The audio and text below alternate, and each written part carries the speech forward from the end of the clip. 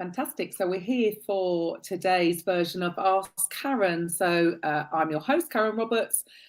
Basically, I just interview other coaches, consultants, therapists, or healers. It gives them an opportunity to share what it is they do, who they serve, what segment of society, maybe a little bit about what tools they have in their toolbox and what problems they specifically solve. And then finally, it will just end with one question because, like most people, they don't tend to ask. So some people might be sitting there having the same question. So hopefully we'll help at the end. So today, Gavin, if you'd like to share with the audience a little bit about who you are and what you do. Hi, Karen. Yeah, thanks. I'm Gavin, founded Stay Outstanding. The premise basically is really to have people playing at a higher sort of vibration of the playing field and hopefully get better results. So how do we do that? Really is by sort of, I wouldn't say provoke, but awake something inside of somebody whereby they realize that they want something more or that they're capable of something more. And basically they stop playing out this program that we've all been uploaded with, whether it be from school, our parents, or past generations, and we start living out our lives with a greater level of consciousness. So I myself went through that very transformation, and in the shortest of ways possible, what I do is I help people through that process, and I engage with them when they are at the beginning of the journey, and I tend to be with them, all the way through. And when you talk about people playing, basically at a high level, and you say that we're conditioned, are you talking about, we really are conditioned from school to actually be worker bees, aren't we? Go and get a job. Well, first of all, go and get a uni, go to uni, get a qualification, get a piece of paper that you can do X, Y, Z, go and get a job. And then, I get it. People can get stuck because they've got bills to pay, right? So doing something else or playing at a high level can be scary. Well, I think it can be if you're sitting in the old you. The question is, which version of you do you want to be playing with? Most people I know like to be playing with the best version of themselves. And for anyone that plays video games, you always want to be the player with the fastest speed or the best tricks or the most ammunition or whatever that game has. So why not be the same in real life? What do you think? I think the premise. Back? Why do you think people stop? Well, the premise that everything you need to know, through school, parenting, and university is absolute nonsense. The day you stop learning is the day you give up on life. So as a daily learner, you've got to have an open mind. You've got to have a growth mindset, and you've got to be willing to basically challenge the norm. Understand that the matrix is real and you can create it and manifest it and have it work in your favor or not. And you can sit there at home on your couch and order your Uber Eats and watch your Netflix, and you can have arguments with your loved ones, and you can do it all over again for another, 1,500 days. But does that really sound that enjoyable? What if you decided to learn? What if you decided to open your mind to other opportunities? But so many people are, you mentioned earlier about it. It really is like people are just running a program. Quite often, I think, people don't realize it. This isn't conscious. Nobody consciously, I don't think, wants to play small.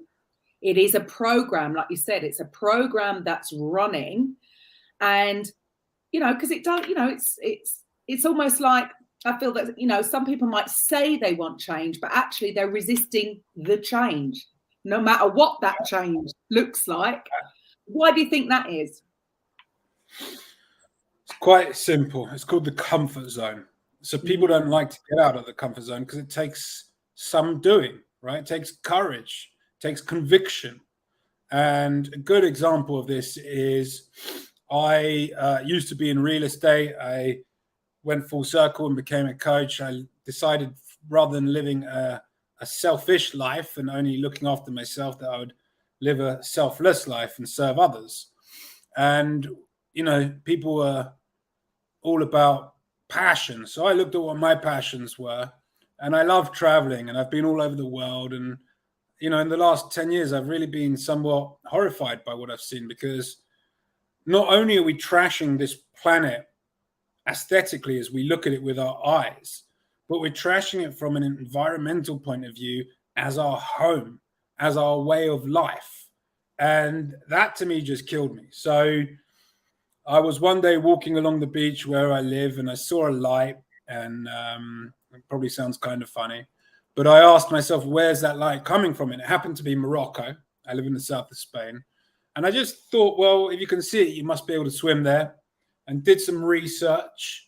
And there's a challenge called the Gibraltar Straits Challenge. And I was meant to actually do that in March this year.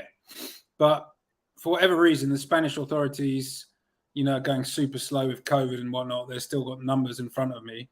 And my coach offered me a spot to do the English Channel.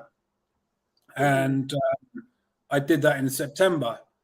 And basically, if you ask anyone that knows me a year and a half ago, if I was a long distance swimmer, they would be like, yeah, all right, mate, whatever, you know. But through taking action, through discipline, through perseverance and resilience, you know, I've learned to long distance swim, and I've raised awareness about plastic pollution in our oceans, the toxicity it causes to our environments, and lots of people are inspired by my action.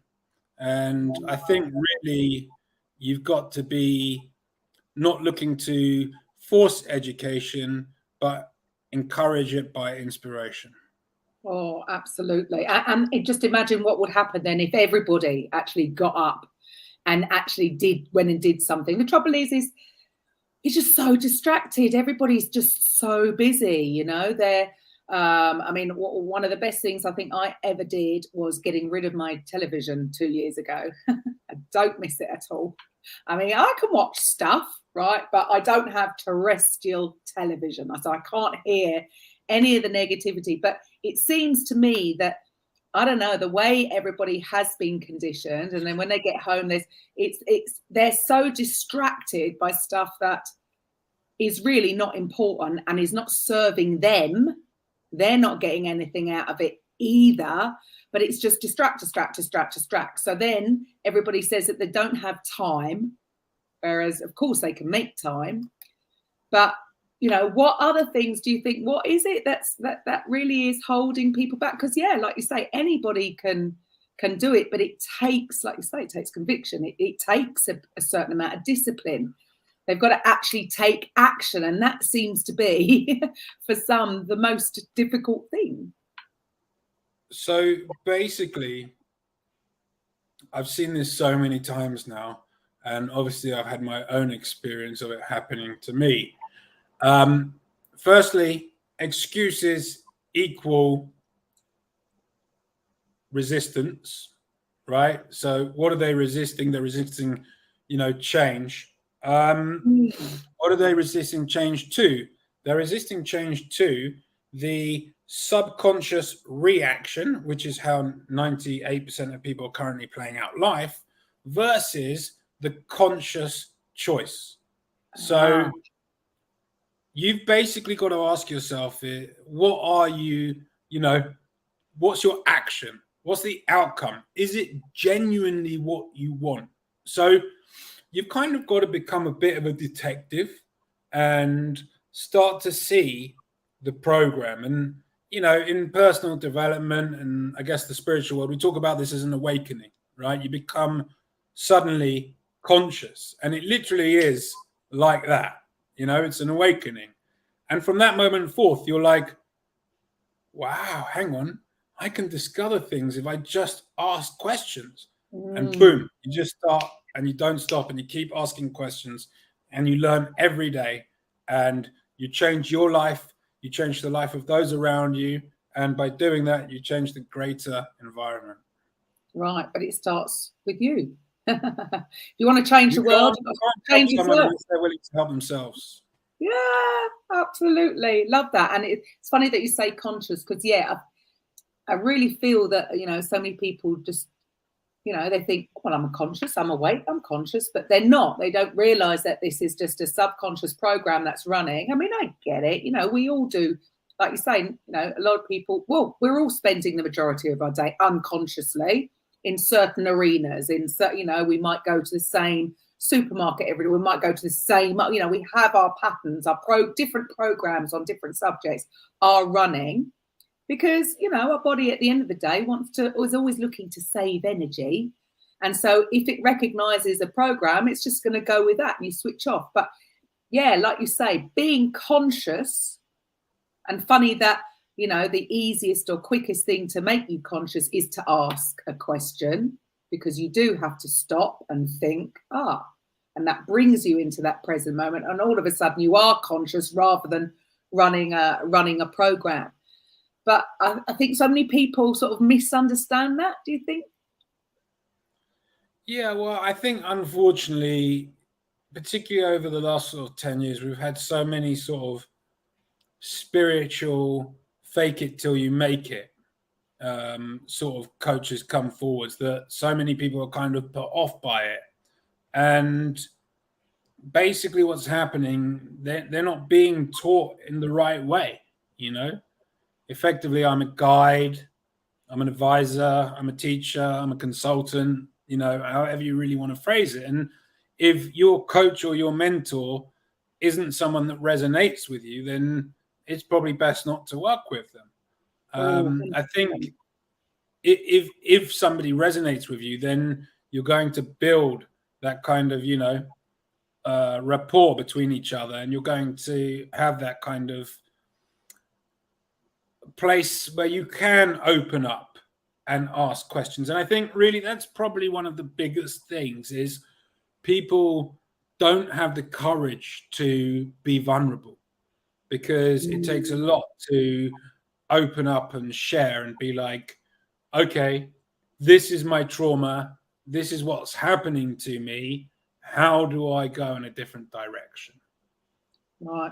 And that probably comes from school. It's almost like, again, we've been from the conditioning is, you know, yeah, if people ask for question, that means they don't know something, and in some weird way that it equals they're a failure or something. You know, I mean, that's a large part of it. Is there's something, it's like pride gets in their way, because, but yeah, just you know, none of us know it all. I'm always asking questions, but that's the only way you're gonna win. None of us know what we, you know, you don't know what you don't know. And until you actually step out and ask for help, again, I think we've been brainwashed into, you know, it's as though it's something bad if you ask for help. But do you know anybody who's been incredibly successful, found humongous amounts of success, and they've done it by themselves? No one. No. And if they say they do, I would maybe suggest that they're not 100% telling the truth, because we all need help, right? We all need help with things. You know, you're not born with all knowing.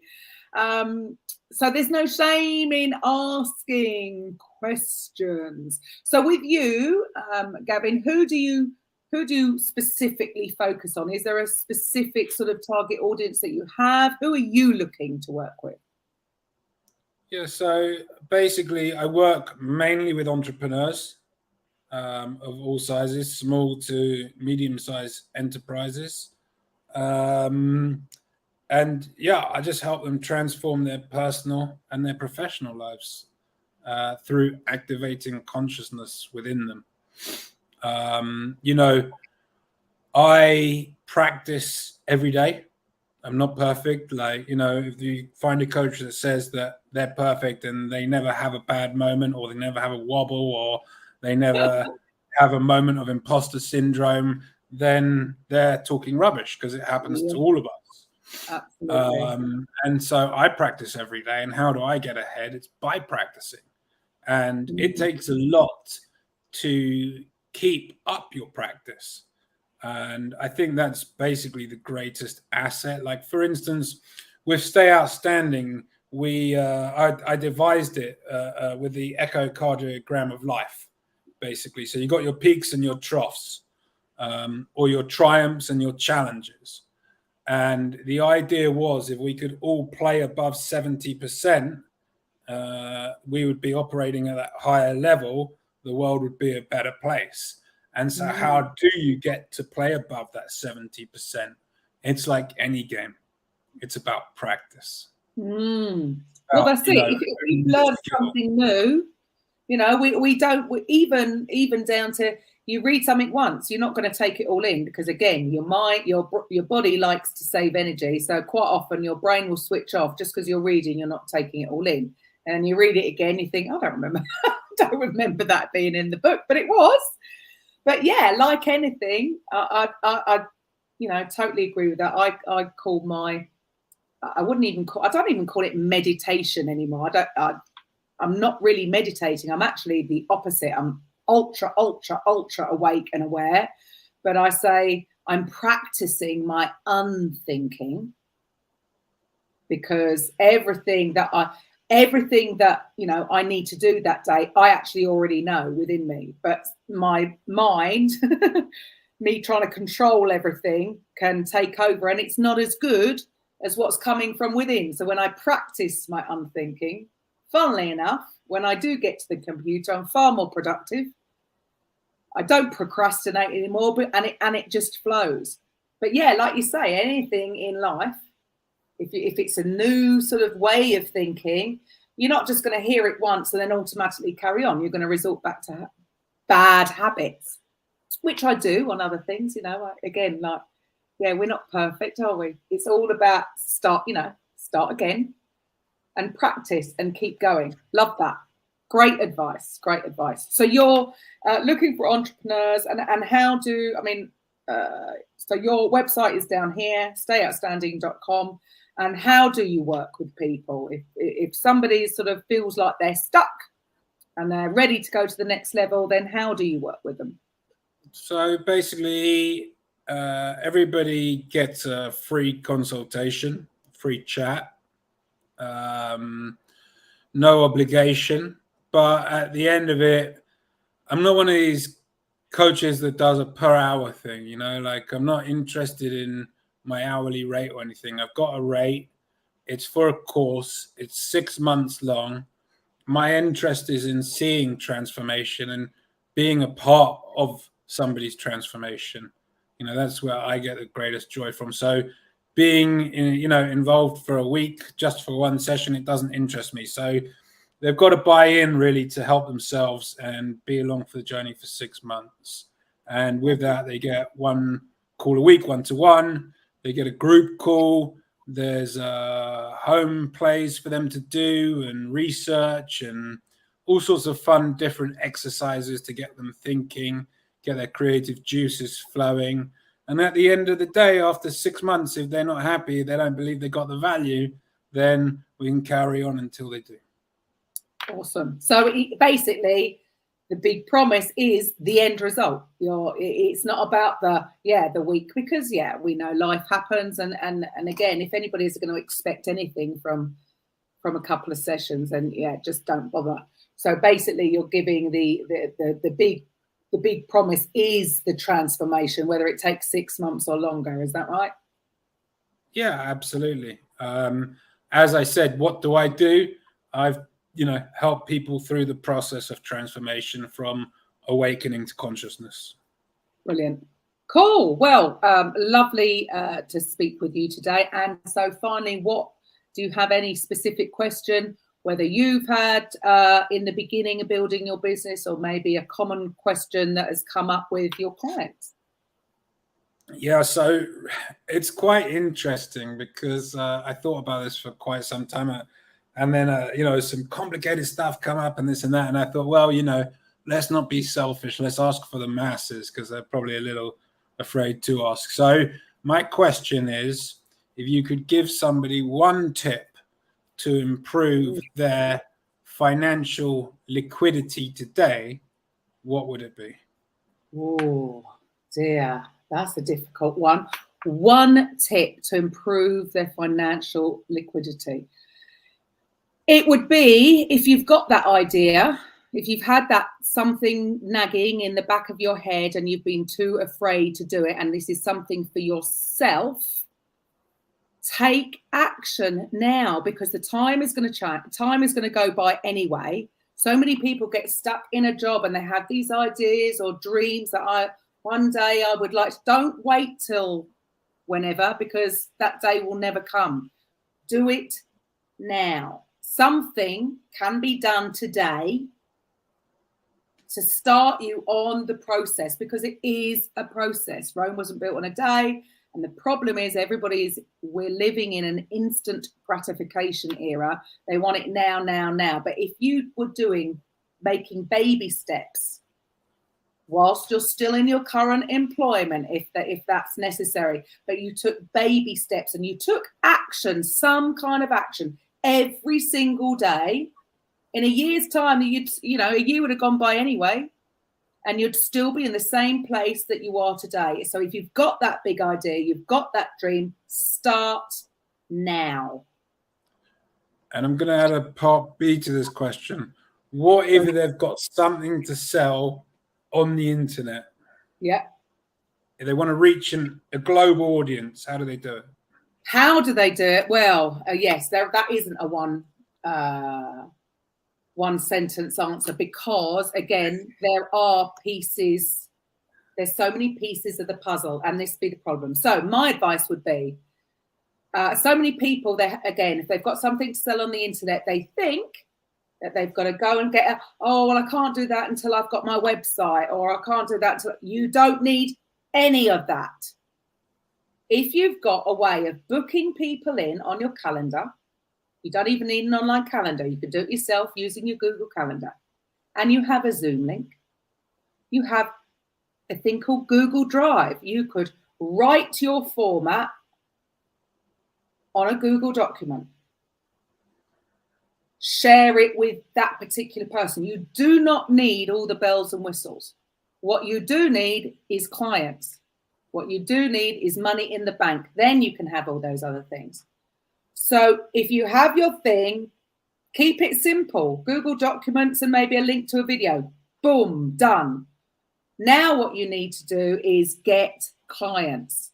So the only way to do it is by starting having conversations with people that you think are your target audience. Rather than being pushy and salesy, just start a conversation. Like what you said right at the beginning about the asking questions. Ask the question. Start the flow. Get them on a call. Start selling your program. Forget the rest of it. You don't need all the fancy stuff. You're selling human to human. And it starts with, that's always building a relationship and starting a conversation. Does that help? Perfect. Great advice. Thank you for the time. Anybody else who wants to get in touch, stayoutstanding.com. And I will be back again with Ask Karen. If you have any questions, send them to me. If you want to be interviewed, book yourself